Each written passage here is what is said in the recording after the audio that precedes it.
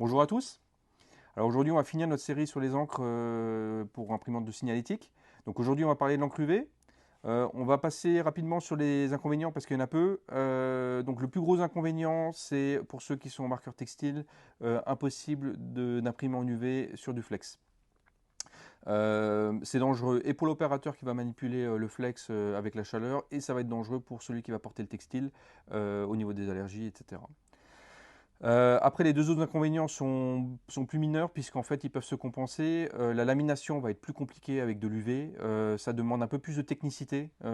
C'est pas impossible, hein, vous allez avoir de bons résultats, mais ça va demander plus de technicité avec plus de pression, plus de chauffe, un temps de repos supérieur. Donc voilà, ça se fait. Et le deuxième inconvénient, c'est que ça demande plus de technicité aussi pour ceux qui vont faire du covering. Donc pareil, c'est pas impossible. Mais ça demande plus de douceur dans la déformation et ça demande des paramètres spéciaux en impression. Donc il y a des fiches et chez Mimaki et chez Avery pour permettre de poser avec des encres UV, de poser du covering avec des encres UV. Donc voilà, c'est pour ça, c'est un petit inconvénient, mais encore une fois, c'est pas impossible. Euh, Ensuite, par contre, au niveau des avantages, il y en a tout plein. En termes de colorimétrie, vous avez de très belles couleurs on va imprimer avec des gouttes qui sont extrêmement fines, qui sont 3 picolitres. Donc ça va élargir le gamut au niveau de la couleur. Au niveau de l'aspect de l'encre, on est sur un aspect mat.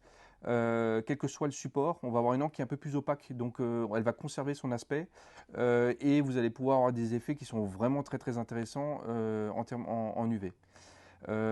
Troisième, toujours sur l'encre et l'aspect de l'encre, enfin l'opacité de l'encre, vu qu'on a une encre qui est beaucoup plus opaque, les blancs en UV sont juste extraordinaires. On a un vrai soutien de la couleur quand vous imprimez sur du transparent et vous allez même pouvoir faire du multicouche, à savoir blanc, noir, couleur, enfin plutôt noir, blanc, couleur.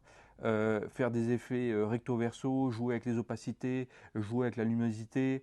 On a énormément de jeux possibles en UV et ça laisse libre cours ça vous laisse juste libre cours à votre créativité pour donner des effets sur vitrage.